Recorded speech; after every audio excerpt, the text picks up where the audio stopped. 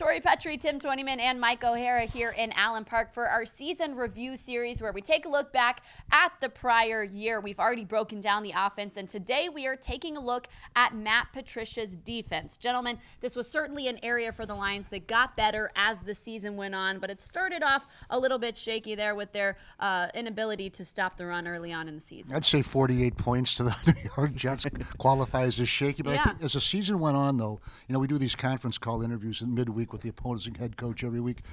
More and more you heard the coaches say who competed against Matt Patricia when he was with the New England Patriots as their defensive coordinator, said you could see his fingerprints on the Detroit Lions defense, and I thought that was dead on accurate. You kind of saw the way they play that multiple defense. I'm telling you, you couldn't predict from play to play whether they're going to be in a 3-4, 4-3, 2-5, whatever. And I think it got better and better as the season went on. And I think we all probably we're figuring there's going to be an adjustment period there when you're a 4-3 team, kind of get up the field in a cloud of dust to, a multiple scheme like Mike talked about. You're more two-gap. There's a lot of learning, and the learning curve is big there. I thought the adjustment was really good, and I think two areas for me stuck out.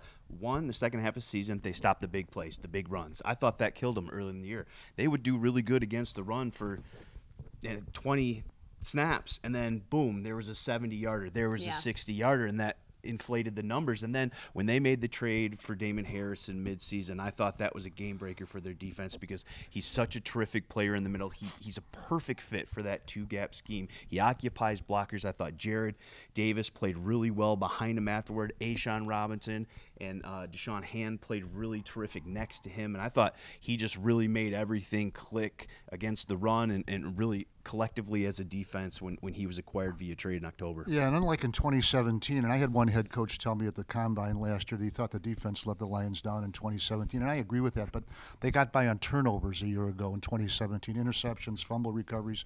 Absent of that, which isn't good, you want turnovers, but they really, down for down, really competed and a lot of games controlled the line of scrimmage, and I thought I think that's a good sign. One thing, they got 43 sacks this year without what I would consider a premier pass rusher. In other words, they had a pass rush without a pass rusher, unlike in 2017. I think we've said this before on some other things, where they had 35 sacks, 12 of them from Ziggy Ansah. Right. We only saw Ziggy Ansah in flashes this year. He wasn't the guy that we saw a year ago, and no fault of his own. He got hurt. You can't blame him for that. But I think that's a good sign when you can get to the quarterback and your leading sacker, Romeo Okwara, a brilliant waiver pickup. Romeo, wherefore art thou? I'm on the quarterback's neck is where I am. I think that's a good sign.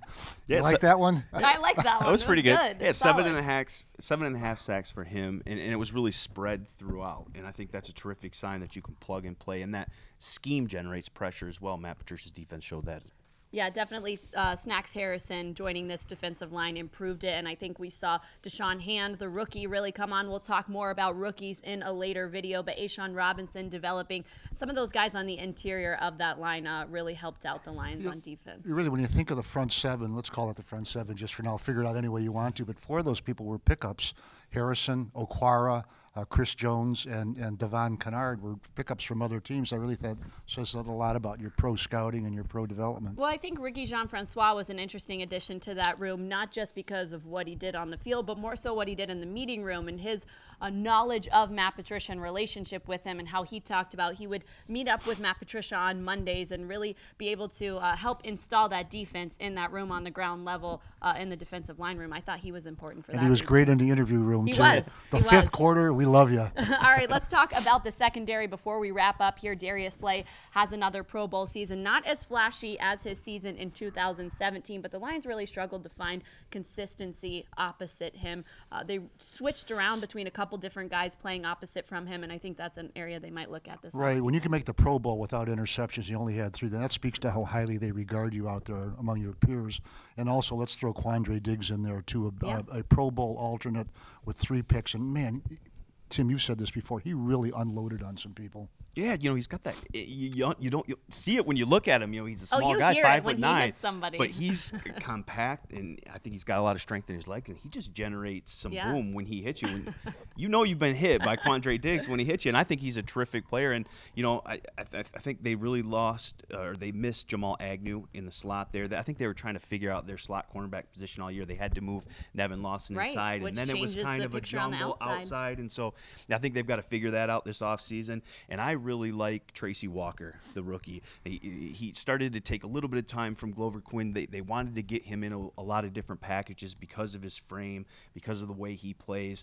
I think he's got a really good future. I like his length and just the way he sees the field early in his career. He didn't come from a big school, smaller school, but I think he showed something. I think he's got the chance to be a pretty good player, Mike. Yeah, and one thing, I'm not sure what the statistics are, but I've seen these and right off the top of my head, but this was a really good tackling team along the line of scrimmage.